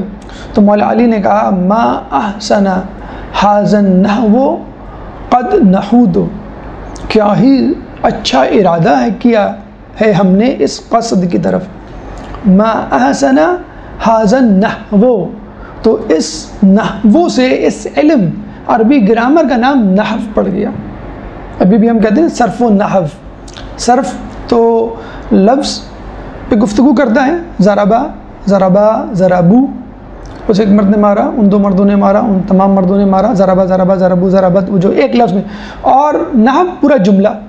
تو مولا علی نے اس نحو اس عربی گرامر کی ابتدا کی اور ابو اسد دوئلی نے اس کو آگے بڑھایا. ایک دوسری روایت ہمیں اس بارے میں ملتی ہے، وہ یہ ملتی ہے کہ ایک دفعہ مولا علی کے پاس ایک شخص آیا اور روتا ہوا اور کہنے لگا کہ قرآن میں آیا ہے سورہ حاقہ کی آیت نمبر 37 میں اللہ فرماتا ہے لا یأکلون الا خاطئون الا الخاطئون، لا یأکلون الا الخاطئون، کہ اس کو کوئی نہیں کھائے گا سوائے خطا کاروں کے. لا یأکلونہ الا الخاطئون، کہ اس کو کوئی نہیں کھائے گا جو صرف سوائے ان کے جو خطا کرنے والے ہیں. تو وہ خاطئون کو خاطئون کی بجائے خاتون پڑھا تھا. تے والا نہیں، خاتون، کہ اس کو کوئی نہیں کھائے گا سوائے خواتین کے. تو یہ والا ہمارے اردو والے بھی یہ کر جاتے ہیں کہ ہمارے یہاں تا اور تا ایک ہی جیسے پڑھے جاتے ہیں. تو خاطئون کو اس نے پڑھ دیا خاتون.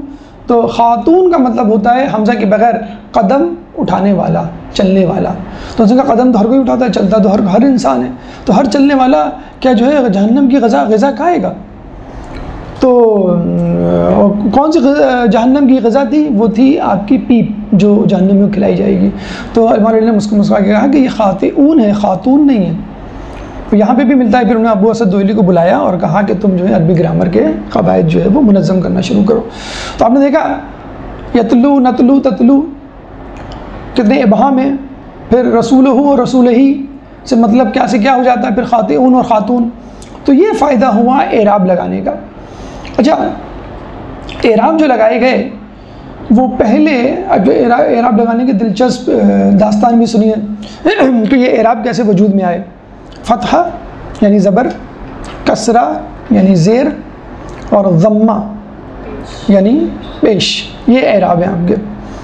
تو ابو اسد دوئلی نے کہا اپنے شاگرد کو کہ دیکھو جب کسی حرف کو ادا کرتے ہوئے میرے ہونٹ کھل جائیں تو اس حرف کے اوپر ایک سرخ نقطہ لگا دینا. اس کا مطلب یہ ہوا اس کو کھلے ہونٹ کے ساتھ پڑھنا ہے. الف کے اوپر فتحہ لگے گا. الحم ہم ہا زبر لگے گا تو اس کے اوپر فتحہ لگا دو. اور جس حرف کی ادائیگی میں میرے ہونٹ نیچے والے ہونٹ گر جائیں اس کے نیچے ایک سرخ نقطہ لگا دو. بسم اللہ بس. تو یہ نیچلا والا ہونٹ آپ کا نیچے چلا گیا. کسرہ یعنی ٹوٹ گیا، نیچے چلا گیا. تو انہوں نے بس بے کے نیچے ایک سرخ نقطہ لگا دیا، یعنی اس کو پڑھتے ہوئے ہونٹ نیچے جانا چاہیے. الف کو پڑھتے ہوئے الحمد میں ہونٹ کھلنا چاہیے. الحمد دال پہ پیش کیسے لگا؟ دال کے آگے اس نے کہا کہ جب کسی حرف کو ادا کرتے ہوئے میرے ہونٹ گول ہو جائیں، سکڑ جائیں، تو اس حرف کے آگے ایک سرخ نقطہ لگا دینا. پیش کو پیش کہتے ہی اسی لیے ہیں، پیش آگے ہوتا ہے. پہلے زمانے میں آگے ہوتا تھا، ابھی میں بتاتا ہوں کہ یہ اوپر کیسے آیا. آگے تھا سرخ نقطہ. تو اعراب نقاط کی صورت میں تھے، اعراب سرخ نقطوں کی صورت میں تھے. فتحہ اس وقت لگتا تھا کہ جب ہونٹ کھلتا تھا اور اس حرف کے اوپر سرخ نقطہ لگا دیا جاتا تھا. اور کسرہ اس وقت لگتا تھا جب ہونٹ نیچے والا ہونٹ گرتا تھا اور اس حرف کے نیچے ایک سرخ نقطہ لگا دیا جاتا تھا. اور جب کسی حرف کو ادا کرتے ہوئے ہونٹ سکڑ جائیں تو اس حرف کے آگے پیش یعنی سرخ نقطہ لگا دیا جاتا تھا. اب یہ ہر حرف پر کوئی نہ کوئی نقطہ ہوگا کیونکہ اعراب بھی ہوں گے، زبر ہوگا، زیر ہوگا یا پیش ہوگا. اچھا پھر عربی زبان کے نقطے بھی ساتھ ساتھ چل رہے تھے. انہوں نے کہا تو بہت سارے نقطے ہو گئے. انہوں نے پہلے ترکیب تو یہ کی جو قرآن کے حروف کے اپنے نقطے ہیں با تا سا کے ان کو بلیک سرخ رنگ سے سیاہ رنگ سے لگائیں، اور جو اعراب والے ہیں ان کو سرخ رنگ سے لگائیں. اب حرف کے اوپر، حرف کے نیچے، حرف کے آگے نقطے لگنا کتنی مشکل پیش آئی. تو پھر اس کے بعد آئے خلیل ابن احمد فراہیدی، جنہوں نے کہا کہ ہمیں نقطے ہٹا کر باقاعدہ سمبلز، علامات تجویز کرنی چاہیے. تو زبر کے لیے انہوں نے تجویز کی علامت، زیر کے لیے علامت تجویز کی جو آپ دیکھتے ہیں، اور پیش کے لیے علامت تجویز کی. تو زیر کے لیے، زبر کے لیے اوپر ایک چھوٹی سی ڈنڈی ہوتی ہے ٹیڑھی، اور زیر کے لیے نیچے ایک چھوٹی سی ڈنڈی ہوتی ہے ٹیڑھی، اور پیش کے لیے گول. یہ کیسے آئے وجود میں؟ فتحہ زبر کس سے ملتی جلتی آواز ہے؟ حرف تہجی میں الف، الف سے نا. تو الف کو لکھا انہوں نے اور الف کو آدھا کیا اور اس کو اٹھا کے ٹیڑھا کر کے اوپر لگا دیا، یہ بن گیا فتحہ. ٹھیک ہے. زیر کی آواز یا سے ملتی ہے. ٹھیک ہے.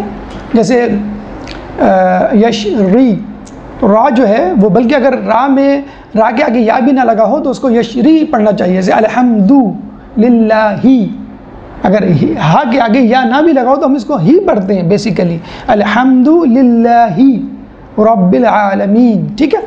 تو انہوں نے یا کہ اس سے جو یا کی ڈنڈی ہے، گولائی ہے، اس سے چھوٹا سا ایک ٹکڑا لیا اور اس کو حرف کے نیچے لگا دیا، یہ زیر بن گیا. اب پیش کی آواز کس سے ملتی جلتی ہے؟ واو سے، الحمد ایسے ہے نا. تو واو اس طرح لکھا جاتا ہے. انہوں نے واو کو تھوڑا سا کاٹا اور اس کو چھوٹا کر کے حرف کے اوپر لگا دیا. تو زبر کو اوپر لگایا، زیر کو نیچے لگایا، اور پیش کو بھی اوپر لگایا. پیش کو آگے نہیں رکھ سکتے تھے کیونکہ آگے کوئی نہ کوئی حرف موجود ہوتا ہے. تو فارسی میں جو لفظ کہتے ہیں، یہ فارسی کا لفظ ہے پیش، جو اردو میں استعمال ہوتا ہے. پیش کا مطلب ہوتا ہے آگے. ہم کہتے ہیں نا کہ بھئی یہ اس مدرسے کے کام میں پیش رہتے ہیں، آگے رہتے ہیں. بھئی تم اس کام میں بڑے پس و پیش سے کام لے رہے ہو، ہاں نہ کر رہے ہو، آگے پیچھے ہو رہے ہو، پس و پیش، یہی پیش. تو پیش لفظ کتاب کا ہم نہیں لکھتے پیش لفظ، پریفیس یا مقدمہ یا دیباچہ، اس کو پیش لفظ کہتے ہیں. تو یہ لفظ غلط ہے بیسیکلی، لیکن بس اب غلط العام ہم اسے کہتے ہیں کہ یہ مشہور ہو گیا ہے. یہ آگے ہونا چاہیے، حالانکہ اوپر ہے پیش کے حساب سے. تو بہرحال تو یہ جو سرخ نقطے تھے، پھر بعد میں خلیل ابن احمد فراہیدی نے ان کو علامات میں تبدیل کیا. بلکہ ہم اس نقطے پہ بور ہو رہے ہیں، اس نقطے پہ پوری کتاب لکھی خلیل ابن احمد فراہیدی نے، پوری ایک کتاب لکھی نقطے پہ کہ نقطہ کیا ہوتا ہے، کتنے اقسام کے ہوتے ہیں، نقطہ تبدیل کرنے سے کیا تبدیلی آتی ہے، اور نقطوں کی تاریخ کیا ہے. پوری ایک کتاب، باقاعدہ ایک کتاب یہ خلیل ابن احمد فراہیدی نے لکھی. تو یہ اعراب گزاری آپ نے دیکھا کہ کتنی مشکل اور کتنی دقت سے ہمارے پاس پہنچی، اور یقیناً یہ اعراب گزاری نہ ہوتی تو ہم جیسے عاجمی قرآن کو کیا سے کیا پڑھ لیتے. آج جو ہے قرآن کی تجوید پہ کتنے بڑے بڑے کورسز ہوتے ہیں، کتنی جو ہے کلاسز ہوتی ہیں، کتنی محنت کی جاتی ہے، باقاعدہ ایک فیلڈ اس قرأت میں، قرأت قرآنی میں جو ہے وجود میں آ گئی ہے. تو اعراب کی آپ نے اہمیت دیکھ لی، اعراب نہ ہونے کی وجوہات دیکھ لی، اعراب گزاری دیکھ لی، اپنی جدید اور قدیم اعراب گزاری دیکھ لی. تو اچھا، ابو اسد دوئلی نے یہ تمام اعراب کا کام مولا علی کی رہنمائی میں کیا.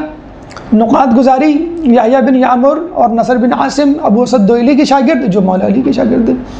اور قرآن کے الفاظ کو محفوظ کرنا یہ خود مولا علی نے بنفس نفیس اپنے ہاتھوں سے کیا. تو قرآن کے ظاہری پیمانے یعنی حروف، اعراب اور نقاط مولا علی کے مرہون منت.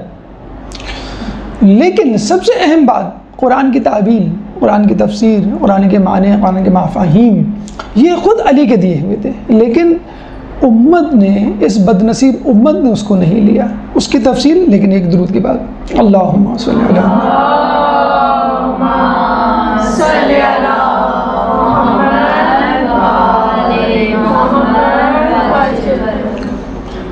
بلا شبہ جو قرآن ہمارے پاس ہے، اگر علی کی کاوشیں اس میں شامل نہ ہوتی، علی کے شاگردوں کی کاوشیں شامل نہ ہوتی، اور ائمہ اطہار کی کوششیں اس میں شامل نہ ہوتی، تو ہم تک یہ قرآن محفوظ نہیں رہ پاتا. اللہ کا بھیجا ہوا امام محفوظ ہے، یہ گواہی ہے، یہ ثبوت ہے، قرآن بھی محفوظ ہے. اگر وہ محفوظ نہ ہوتا تو قرآن بھی محفوظ نہیں ہوتا. تو قرآن کا محفوظ ہونا اس بات کی دلیل ہے کہ اس کا محافظ بھی زندہ ہے. جب محافظ زندہ ہوتا ہے تو جس چیز کی حفاظت کی جائے وہ بھی محفوظ رہتی ہے. اب آئیے تفسیر قرآن، یہ بھی علی کی مرہون منت ہے، لیکن اس کو لیا نہیں گیا. کہتے ہیں کہ رسول اللہ کے انتقال کے بعد مولا علی 6 مہینے تک مصروف رہے، تنہا رہے، گھر میں بند رہے. لوگوں نے آ کے پوچھا کہ بھائی آپ نکلتے کیوں نہیں ہیں؟ کہتے ہیں ایک روایت کے مطابق ملتا ہے کہ وہ بس نماز پڑھنے جاتے تھے جماعت، اور پھر آ جاتے تھے، وہ بھی فرادہ تو جماعت کی شکل میں. تو وہ آ جاتے تھے تو کہیں فتنہ فساد نہ پھیلے. بہرحال تو کہتے ہیں، انہوں نے کہتے کہ میں نے قسم کھائی ہے کہ میں ابا ردا اپنے کاندھوں پہ نہیں ڈالوں گا جب تک اس قرآن کی تفسیر نہ لکھ لوں. اور انہوں نے ایسے ہی کیا. 6 مہینے تک جو ہے علی تفسیر قرآن لکھنے میں مصروف رہے. اور 6 مہینے بعد جب اس قرآن کو، کہتے ہیں ایک اونٹ پر لاد کے لانا پڑا تھا، وہ اتنا تفصیل، اتنا ضخیم قرآن تھا. تو مولا علی نے وہ قرآن لوگوں کے سامنے پیش کیا کہ میں نے اس قرآن کو پوری تفصیل و تفسیر و تعویل، ناسخ منسوخ سب تمہارے سامنے پیش کر دیا. تو لوگوں نے کیا کہا کہ ہمیں تمہارا قرآن نہیں چاہیے. کیوں نہیں چاہیے؟ اس کی تفصیل ابھی میں آپ کو بتلاتا ہوں کہ اس قرآن میں کیا کیا تھا. تو مولا علی نے کہا کہ اب تم اس قرآن کو کبھی نہیں دیکھ سکو گے. اور پھر وہ اس قرآن کو واپس لے گئے. اس قرآن میں کیا تھا؟ وہ قرآن تھا کیا؟ اس قرآن میں اور موجودہ قرآن میں کیا فرق ہے؟ یا وہ قرآن الگ تھا، یہ قرآن الگ ہے؟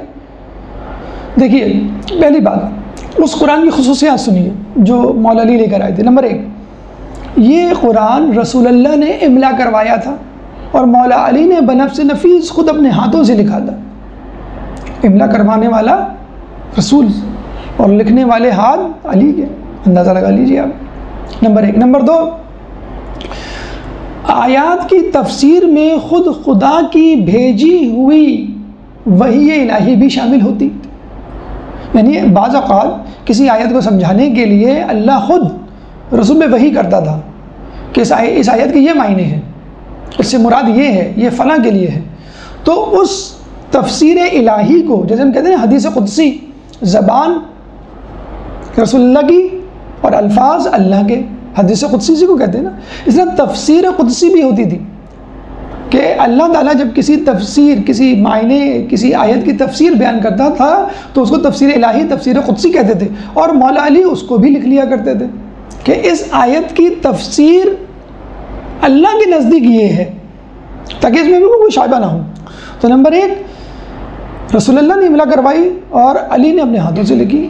نمبر 2 اس تفسیر میں تفسیر الہی، اللہ کی بیان کردہ تفسیر بھی تھی آیات سے متعلق۔ نمبر 3 مولا نے اس قرآن کی آیات کو ترتیب نزولی کے اعتبار سے لکھا کہ پہلے سورہ حمد نہیں، اقرا بسم ربک الذی، یہ جو پہلی آیت اتری، پھر آخر میں کون سی آیت اترے گی؟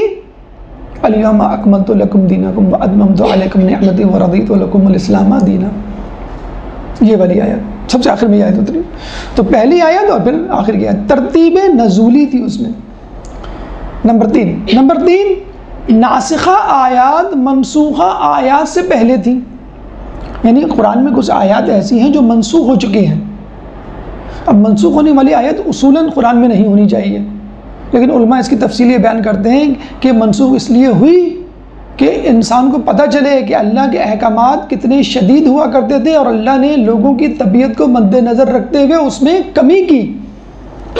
مثلا جب رسول اللہ سے کلام کرنے کے لیے آؤ تو صدقہ دے کر آؤ، تو اس آیت میں صرف مولا علی نے عمل کیا تھا، لوگوں نے آنا بند کر دیا کہ ہم صدقے کے لیے پیسے کیسے لے کر آئیں۔ نعوذ باللہ، رسول اللہ نے تو ٹکٹ لگا دیا ہے کہ ٹکٹ کے بغیر بات نہیں کر سکتے، اور مولا علی کرتے تھے، جب بھی جاتے تھے تو مولا علی نے صدقہ دیا، گئے، اور لوگوں نے جانا ہی بند کر دیا، تو لوگوں نے پھر رسول اللہ سے کہا کہ ہمارے لیے بڑا مشکل ہے، تو پھر اللہ نے یہ آیت منسوخ کر دی کہ اس آیت میں عمل نہیں ہوگا، یہ آیت منسوخ سمجھی جائے گی۔ تو وہ یہی کہا جاتا ہے کہ یہ آیت وہ آیت ہے جس پہ فقط علی نے عمل کیا اور کسی نے عمل نہیں کیا۔ بہرحال ناسخہ آیت اگر آپ کو رکھنی بھی ہے تو کم از کم ان کو پہلے رکھنا چاہیے تاکہ پتہ چلے کہ یہ پہلے ہیں، اب ان پہ عمل نہیں ہوتا، لیکن بعض اوقات وہ بعد میں بھی ہیں۔ لیکن علی کے لکھے ہوئے قرآن میں ناسخہ آیات منسوخہ آیات سے پہلے تھی۔ نمبر 5 آیات کی تعویل اور تفسیر واضح طور پہ بیان کی گئی تھی، لگی لپٹی بات نہیں، یہ بھی ہو سکتا ہے، وہ بھی ہو سکتا ہے، یہ بھی ممکن، یہ بھی ممکن۔ نمبر 6 محکم اور متشابہ آیات تفصیل کے ساتھ بیان کی گئی تھی، یعنی متشابہ آیات ابھی بھی ایسی ہیں، یہدی من یشاء، یہدی بہی من یشاء ویہدی بہی ویضل بہی من یشاء، یعنی اللہ جسے چاہے ہدایت دے، اللہ جسے چاہے جو ہے گمراہ کرے۔ مولا علی فرماتے ہیں قرآن کی متشابہ ترین آیت ہے یہ کہ اللہ جسے چاہے گمراہ کرے، جسے چاہے ہدایت دے۔ وہ الا الفاسقین والی آیت الگ ہے، یضل بہی کثیرا ویہدی بہی کثیرا ویضل بہی الا الفاسقین، کہ گمراہ وہی ہوتا ہے جو فاسقین ہے، لیکن اس آیت میں ذکر نہیں ہے کہ کون گمراہ ہوگا، کون ہدایت پہ آئے گا۔ تو متشابہ آیت کے بارے میں بھی بتا دیا گیا تھا کہ اس آیت کا مطلب یہ ہے، تو متشابہ اور محکم آیت بھی تفصیل کے ساتھ بتا دی گئی تھی۔ پھر یہ کہا جاتا ہے کہ اس آیت میں شان نزول بیان کیا گیا تھا کہ یہ آیت کب، کہاں، کس کے موقع پہ، کیا، کس کے لیے، کس موقع پر کس کے لیے نازل ہوئی۔ مثلا فرض کر لیں کہ اے رسول، جب کوئی فاسق تمہارے پاس کوئی خبر لے کر آئے تو تحقیق کر لیا کرو۔ یہ آیت ولید بن عقبہ کے بارے میں تھی، لیکن قرآن میں تو نام نہیں ہے اس کا، تشریح میں جائیں گے تو پتہ چلے گا۔ تو مولا علی تشریح کرتے ہوئے اس شخص کا نام بھی لکھ دیا کرتے تھے۔ تو مولا علی نے کتنے کتنے راز افشا کیے ہوں گے اس تفسیر میں، اس تفصیل میں۔ اس کے بعد مولا علی نے حق و باطل کے نام بھی درج کر دیے تھے کہ کون حق پہ، کون باطل پہ ہے۔ حق مثلاً یہ لوگ حق پہ تھے، باطل مثلاً یہ لوگ حق پہ، باطل پہ۔ پھر اس کے بعد انصار و مہاجرین کی وہ طبیعتیں، وہ خامیاں جو ان کا مزاج بن چکی تھی اور عین اسلام نہیں تھی، وہ بھی انہوں نے لکھ دیا۔ یعنی مہاجرین انصار کی طبیعتوں میں تھا کہ اپنے قبیلے پہ فخر کرنا، یہ عین اسلام نہیں ہے۔ ان اکرمکم عند اللہ اتقاکم، کہ اللہ کے نزدیک متقی شخص وہی ہے جو معتبر اکرام والا شخص وہی ہے کہ جو متقی پرہیزگار ہے۔ تو ان کی طبیعتوں اور مزاج کا بھی جو اندراج کر دیا تھا کہ جو عین اسلام نہیں کہ لوگ دھوکہ نہ کھائیں کہ فلاں شخص جو ہے انصار تھا، فلاں مہاجر میں سے تھا تو یہ اسلام میں نہیں، اس کے قبیلے میں یہ کچھ ہوا کرتا تھا، اس کے قبیلے میں یہ عادت تھی، یہ مزاج تھا، یا اس کی ذاتی حیثیت میں یہ مزاج تھا، تو یہ بھی انہوں نے لکھ دیا تھا۔ تو کہنے کا مقصد یہ ہے کہ علی کا قرآن موجودہ قرآن پلس تھا، یہی الفاظ تھے لیکن معنی و مفہوم کے ساتھ تھے۔ اگر وہ قرآن ہمیں مل جاتا تو آج ایک قرآن کے ہوتے ہوئے 73 فرقے نہ ہوتے۔ جو ہم کہتے ہیں نا کہ بھئی قرآن تو ایک ہے لیکن 73 فرقے کیوں ہیں؟ وہ اس لیے ہیں کہ ایک آیت کے کئی معنی اور مصادیق اور مفاہیم تلاش کر لیے گئے۔ یا ایھا الرسول بلغ ما انزل الیک من ربک وان لم تفعل فما بلغت رسالتہ واللہ یعصمک من الناس، آیت بلغ سورہ مائدہ 67 واضح طور پہ ہے کہ رسول وہ پیغام پہنچا دو جو تم کو دیا گیا ہے، اور تم نے اگر ایسا نہ کیا تو گویا رسالت کاری انجام نہ دی، اور اللہ تمہیں لوگوں کے شر سے محفوظ رکھے گا۔ کون سا پیغام؟ من کنت مولاہ فہذا علی من مولا۔ یہاں بھی یہ جھگڑا ہو رہا ہے کہ حاضہ جو ہے وہ مولا کے کیا معنی ہیں، تو شکر کریں ایک کلپ سرکولیٹ ہو رہی ہے طارق جمیل کی کہ انہوں نے تسلیم کر لیا ہے کہ ہمیں حضرت علی نہیں کہنا چاہیے، مولا علی کہنا چاہیے، اور یہ بھی تسلیم کر لیا ہے کہ مولا کا مطلب دوست نہیں ہے، مولا کا مطلب سرپرست ہے، اور مولا صرف علی کو کہا ہے اور صحابہ کو نہیں کہا، یہ بھی انہوں نے تسلیم کر لیا۔ تو انشاءاللہ جب علی کو مولا لوگوں نے تسلیم کر لیا تو باقی 11 کو بھی مولا تسلیم کر لیں گے۔ تو بہرحال تو یہ علی کا قرآن تھا جس میں تفصیل، تشریح، توضیح تمام موجود تھی۔ اگر وہ قرآن ہمیں مل جاتا تو آج اتنے فرقے نہیں بنتے۔ وہ قرآن کہاں ہے؟ ایک معمہ ہے، لیکن روایتیں ہمیں یہ کہتی ہیں کہ یہ قرآن ائمہ کے پاس منتقل ہوتا رہا، مولا کے بعد امام حسن، پھر امام حسین، پھر امام زین العابدین، پھر باقی امام، اور اب یہ امام زمانہ عجل اللہ تعالیٰ فرجت کے پاس موجود۔ اللہ صلی اللہ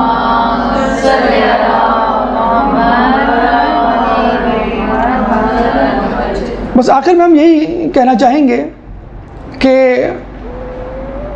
قرآن کے بارے میں کہا جاتا ہے کہ یہ قصیدہ خواں ہے، رسول کا قصیدہ خواں ہے، ائمہ اہل بیت کا۔ کیوں؟